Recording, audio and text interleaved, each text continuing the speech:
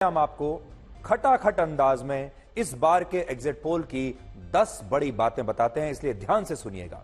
पहली बात, इस बार के चुनाव में प्रधानमंत्री मोदी के खिलाफ एंटी इनकम्बेंसी नहीं बल्कि प्रो इनकम्बेंसी की लहर चल रही थी और यह एक अभूतपूर्व बात है कि 10 साल सरकार चलाने के बाद भी देश में प्रधानमंत्री मोदी पर लोगों का भरोसा कम नहीं बल्कि बढ़ रहा है। लोकप्रियता कम नहीं हो रही बल्कि और ज्यादा बढ़ रही है और यह बात हमारे विपक्ष के नेता समझ नहीं पाए।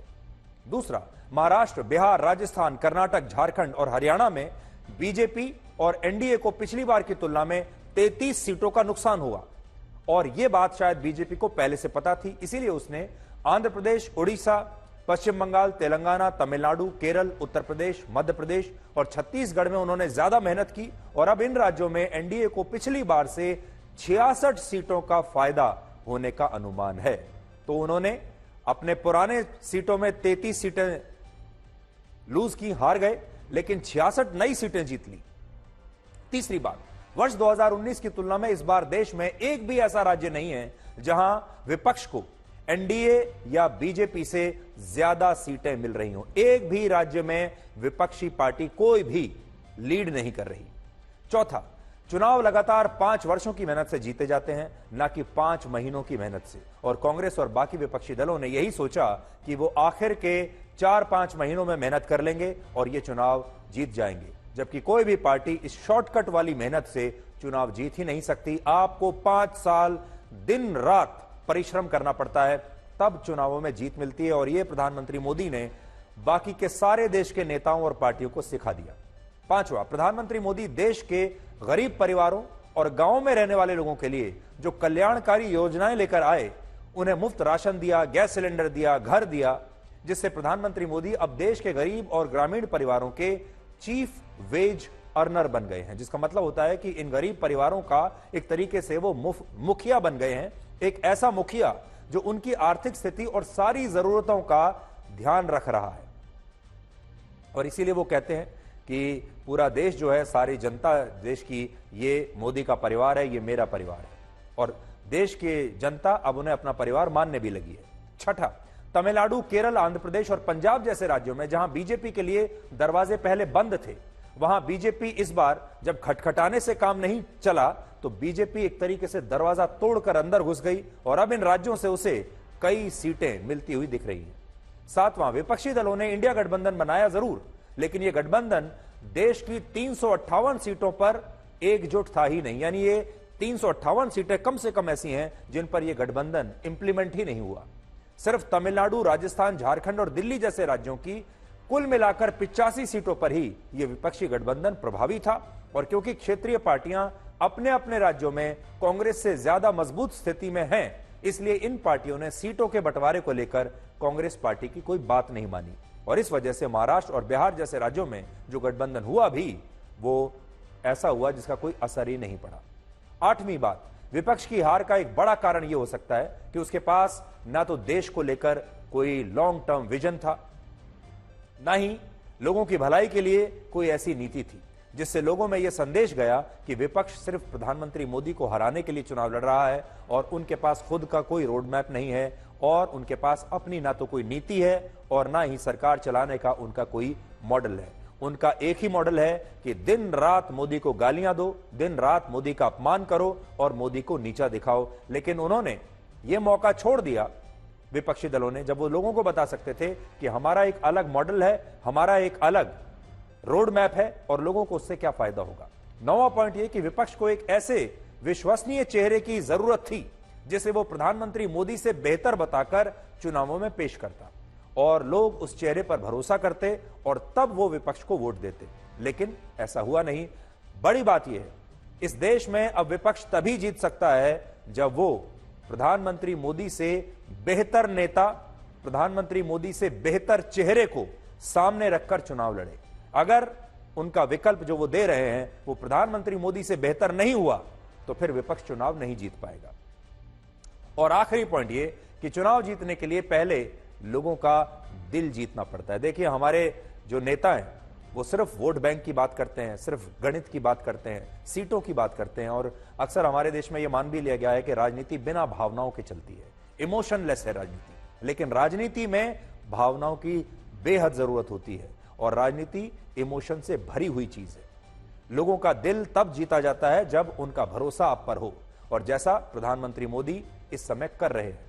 लेकिन विपक्ष ने इसकी कोई तैयारी नहीं की। वो चुनावी गणित और वोट बैंक की राजनीति करते रहे और वोटों की गिनती करते रहे, लेकिन उन्होंने जनता का दिल जीतने के लिए कुछ नहीं किया। और हम बार बार ये कह रहे हैं कि अब चुनाव सिर्फ सीट जीतकर नहीं, चुनाव लड़कर नहीं, तब जीते जा सकते हैं कि उससे पहले आपको लोगों का दिल जीतना पड़ेगा। और यही वजह है कि एग्जिट पोल में एनडीए 400 पार करता हुआ दिख रहा है। आज तक और एक्सेस माई इंडिया के एग्जिट पोल के मुताबिक एनडीए इस बार 400 पार कर सकता है और उसे 361 से 401 के बीच सीटें मिल सकती हैं, जबकि पिछली बार एनडीए ने 352 सीटें जीती थी, यानी पिछली बार से भी ज्यादा सीटें इस बार। इसी तरह कांग्रेस और विपक्ष के इंडिया गठबंधन को इस बार 131 से 166 सीटें मिल सकती हैं, जबकि पिछली बार विपक्षी दलों को 93 सीटें ही मिली थी। बड़ी बात यह है कि अगर इंडिया गठबंधन बीजेपी और एनडीए को हराकर अपनी सीटें बढ़ाता तो इससे चुनाव में मुकाबला कड़ा हो सकता था, लेकिन अभी इंडिया गठबंधन की सीटें जो आ रही हैं वो अन्य पार्टियों को हराने से आ रही हैं। उनकी सीटें घट रही हैं, इसलिए इनकी सीटें आ रही हैं, और यही वजह है कि इस बढ़त का एनडीए पर कोई असर नहीं हो रहा और अनुमानों में एनडीए 400 के पार है।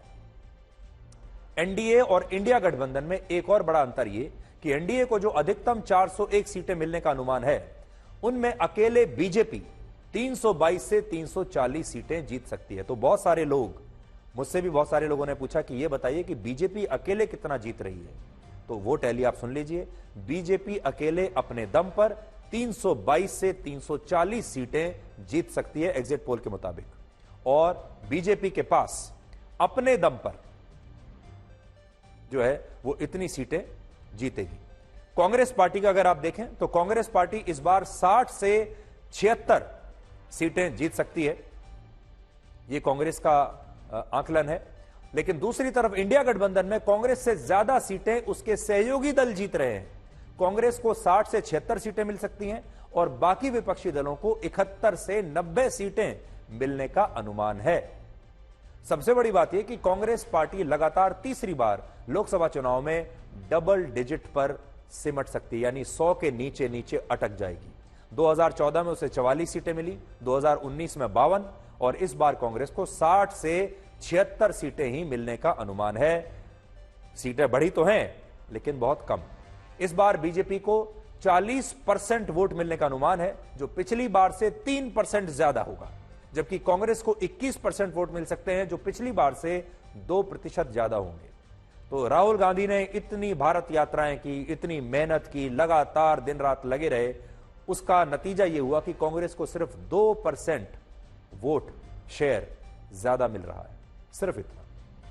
पिछली बार कांग्रेस को लगभग 19% वोट मिले थे, और दिलचस्प बात यह है कि इस बार पूरी कांग्रेस पार्टी को ही बीजेपी से 19% वोट कम मिलने का अनुमान है। यानी बीजेपी और कांग्रेस में भी जो अंतर है वो भी 19% का है। उतना ही अंतर है जितना कांग्रेस जितने वोट ले रही है। अगर नतीजे एग्जिट पोल जैसे ही निकलते हैं तो प्रधानमंत्री मोदी लगातार 3 बार पूर्ण बहुमत की सरकार बनाने के पंडित जवाहरलाल नेहरू के रिकॉर्ड की बराबरी कर लेंगे, और वर्ष 1984 के बाद पहली बार ऐसा होगा जब कोई पार्टी या गठबंधन 400 का आंकड़ा पार कर लेगी। और यह 400 पार वर्ष 1984 के 400 पार से भी ज्यादा महत्वपूर्ण और अभूतपूर्व होगा, क्योंकि आप याद कीजिए 1984 के आम चुनाव इंदिरा गांधी की हत्या के बाद हुए थे, और उन चुनावों को लोकसभा का नहीं बल्कि ऐसा कहा जाता है ये शोक सभा का चुनाव था, और कांग्रेस को सहानुभूति की वजह से बहुत वोट मिल गए थे, क्योंकि उसी दौरान, उससे ठीक पहले इंदिरा गांधी की हत्या हो गई थी। देश में उनके प्रति, राजीव गांधी के प्रति सहानुभूति की जबरदस्त लहर थी। लेकिन इस बार ऐसा कुछ नहीं हुआ। ऐसी कोई असाधारण घटना चुनाव के दौरान या चुनाव से पहले नहीं हुई है, लेकिन फिर भी एनडीए अनुमानों में 400 के पार है। अगर 4 जून को नतीजों में एग्जिट पोल के ये अनुमान सही साबित होते हैं तो इससे स्पष्ट हो जाएगा कि एंटी इनकम्बेंसी जैसा शब्द प्रधानमंत्री मोदी के लिए बना ही नहीं है, और प्रधानमंत्री मोदी देश में प्रो इनकम्बेंसी का पर्याय बन गए हैं, और यही वजह है कि वो आज तक एक भी चुनाव कभी हारे नहीं है। जब वो मुख्यमंत्री थे तब भी एक भी चुनाव नहीं हारे, और प्रधानमंत्री रहते हुए भी उन्होंने एक भी चुनाव हारा नहीं है। इन अनुमानों से यह भी पता चलता है कि ये चुनाव पूरी तरह से एक मुद्दे पर थे और वो मुद्दा है मोदी। प्रधानमंत्री मोदी पर केंद्रित थे और चुनाव में कोई दूसरा मुद्दा असल में था ही नहीं। एग्जिट पोल के मुताबिक बीजेपी को 68% वोट, ये सुन लीजिएगा ध्यान से, बीजेपी को 68% वोट अकेले प्रधानमंत्री मोदी के नाम पर और उनके काम पर मिलने का अनुमान है। इनमें सबसे ज्यादा 22% वोट मोदी सरकार के काम पर मिल रहे हैं, 18% वोट प्रधानमंत्री मोदी के नाम पर मिल रहे हैं, 11% वोट मोदी सरकार की योजनाओं पर और 17% वोट मोदी सरकार द्वारा किए जा रहे विकास के मुद्दे पर बीजेपी को मिलने का अनुमान है। और इससे यह पता चलता है कि इन चुनावों में प्रधानमंत्री मोदी का काम और उनका नाम ही सबसे बड़ा मुद्दा है। मोदी का नाम और मोदी का काम, बस इस पर वोट पड़े हैं। सिर्फ 2% लोगों का कहना है कि उन्होंने बीजेपी के उम्मीदवार को देखकर बीजेपी को वोट दिया है और बाकी सभी लोगों ने प्रधानमंत्री मोदी के नाम पर बीजेपी को वोट दिया। इससे यह पता चलता है कि एक तरीके से लैंप पोस्ट वाला ही चुनाव था, जिसमें अगर प्रधानमंत्री मोदी, ये लैंप पोस्ट चुनाव हम क्यों कहते हैं, इसका मतलब यह है कि प्रधानमंत्री मोदी अगर ये कह दें कि ये लैंप पोस्ट है, ये बिजली का खंबा है और यही मेरा उम्मीदवार है और आपको इसी को वोट देकर जिताना है, तो लोग उस बिजली के खंबे को भी वोट देकर चुनाव जिता देंगे। इसको कहते हैं हम lamp post vote, lamp post election. और देखिए, सिर्फ 2% लोग ऐसे हैं जो कहते हैं कि नहीं, हमने उम्मीदवार देखकर वोट दिया है। बाकी 98% वोटर्स ऐसे हैं जो ये कहते हैं हमने सिर्फ मोदी के नाम पर वोट दिया है। दूसरी तरफ कांग्रेस को सबसे ज्यादा 25% वोट परिवर्तन के नाम पर मिले, 18% पार्टी की विचारधारा पर, 12% महंगाई पर, 16% वोट बेरोजगारी पर और दूसरे मुद्दों के लिए मिल रहे हैं। लेकिन यहां बड़ी बात यह है कि कांग्रेस को महंगाई और बेरोजगारी के मुद्दे पर ज्यादातर वही लोग वोट दे रहे हैं जो पहले से ही कांग्रेसी हैं या जो पहले से ही कांग्रेस को वोट देते चले आ रहे हैं। पारंपरिक कांग्रेस का वोटर ही दोबारा से इन मुद्दों पर कांग्रेस को वोट दे रहा है। अनुमानों से ऐसा लगता है कि इन मुद्दों से कांग्रेस नए वोटर्स को अपने साथ जोड़ नहीं पाई। देखिए, कांग्रेस एक जगह आकर अटक क्यों गई? क्योंकि नया वोटर कांग्रेस के साथ नहीं जुड़ रहा है। इस एग्जिट पोल में हमने लोगों से यह भी पूछा कि इस बार वो किसे प्रधानमंत्री बनाना चाहते हैं। सबसे ज्यादा 48% लोगों ने कहा कि वो नरेंद्र मोदी को फिर से प्रधानमंत्री के तौर पर देखना चाहते हैं। 25% लोगों ने कहा वो राहुल गांधी को देखना चाहते हैं प्रधानमंत्री के तौर पर। 3% लोगों ने ममता बनर्जी, 2% ने अरविंद केजरीवाल और 1% लोगों ने अखिलेश यादव, मायावती और प्रियंका गांधी वाड्रा का नाम भी लिया। इससे पता चलता है कि 10 वर्ष सरकार चलाने के बाद भी देश में प्रधानमंत्री मोदी की लोकप्रियता स्थिर नहीं है, कम नहीं हुई है, बल्कि लगातार ऊपर जा रही है और विपक्ष का कोई भी नेता इस मामले में उनके आसपास भी नहीं है और पूरा देश प्रधानमंत्री मोदी को लेकर अब पूरी तरह से निश्चिंत है।